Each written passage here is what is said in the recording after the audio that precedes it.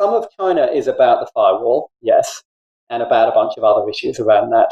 But I think a lot of China is also it's just a completely different market. You can't sell an American fire engine in Tokyo because it will just get stuck. Should the EU have done some level of tech protectionism 10, 20 years ago? Protectionism against what? Against large tech monopolies coming in, right? I mean, I attribute a lot of China's tech community today because they had strong tech protectionism, right? Because there's a vacuum and you didn't have these large tech monopolies in there. I think that's an incomplete explanation. I mean, I think it's sort of productive to look, for example, at Japan, which does not have a firewall and does. I mean, well, let's sort of look at this as sort of a way of thinking about this systematically again, which is that you have some markets that have places where you have a big domestic market. And so you can create, quote unquote, a big either domestic champion or even a global champion. And then you ask, well, is it hard or easy to get in?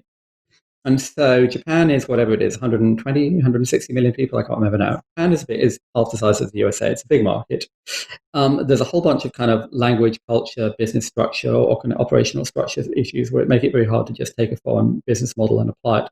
Some of that is deliberate protectionism, and EU has protectionism. The US has an awful lot of protectionism. Most of it is actually you can't sell an American fire engine in Tokyo because it will just get stuck. And there's an awful lot of that. You actually just can't apply that business model directly in Japan because it's just different. I mean, I had a friend of mine work for a company that was deploying a kind of political software in Europe. And he had to explain very slowly in words of one syllable that actually, no, you can't ask Europeans whether they're Jews. That's actually really profoundly not okay. And record that in a database in France or Germany. Let me explain to you why you can't do that. Right. And so, yes, there's a bit of protectionism. Most of it is just there's a country is just completely different. And so my point is, therefore, you have big Japanese internet companies. Most of those actually fail to go out to leave Japan because the market everywhere else is so different from Japan. In Europe, you have relatively small markets, and it's relatively easy for a global giant to get in, which means you have some European internet companies, generally one per country. You don't have kind of global giants, and the American giants got in quite easily. India is a sort of an interesting case because it's somewhere in between, in that it's bigger than Europe. It's not 1 billion people. It's 150 million people for any kind of internet company. And it's harder to get into than Europe, but it's not as hard to get into as Japan. South Korea is also interesting here because it's kind of a smallish market, but it's also very hard to get into because it's, again, so kind of unique. And I think some of China is about the firewall, yes, and about a bunch of other issues around that. But I think a lot of China is also it's just a completely different market. There's the first tier cities and the third tier cities, and the third tier cities have never had organized retail. There aren't 150 years of department stores and supermarkets. Nobody has a bank account because they killed all the bankers, and they don't have any banks. And you can't just take an American retail model and just do it in China in the same way.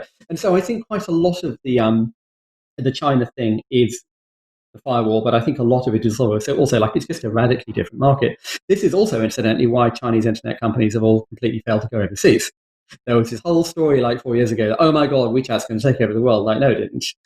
Because it was so specific to how the Chinese internet market worked. And they tried to launch all the way across Africa and all across Europe and completely failed. For the same reason that 20 years ago, all these Japanese consumer companies trying to launch everywhere completely failed. Because the product was designed for Japan. And the engine and the product team that comes to Britain or South Africa phone up the office in Japan, in this case, with all the WeChat people in India phoned up people in China, and they couldn't get anyone's attention because what was going on in China was always so much more important than anything they were trying to do in India. I mean, all this kind of point is sort of getting to is, you sort of started by asking about protectionism. I think there is an element of protectionism to TikTok, clearly. There's also an element of protectionism to things like GDPR. But there's, I think, much more profound is just the sort of the Westphalian point that it's our country and we decide what the rules are. And the fact that you built this based on what people at the EFF and Berkeley think, I don't care. And, you come to us and say, well, we're not doing that because the Second Amendment says, and I'm like, well, which one's the Second Amendment? Is that the one that says you're allowed to own a machine gun? Is that the one that says black people are worth 2/3 of a white person? Is that the one about, I don't care what it is. We have our own rule of laws here. Thank you very much. And I think Americans sometimes don't quite understand that and think that it's all protectionism. And mostly it kind of isn't. It's it's our country.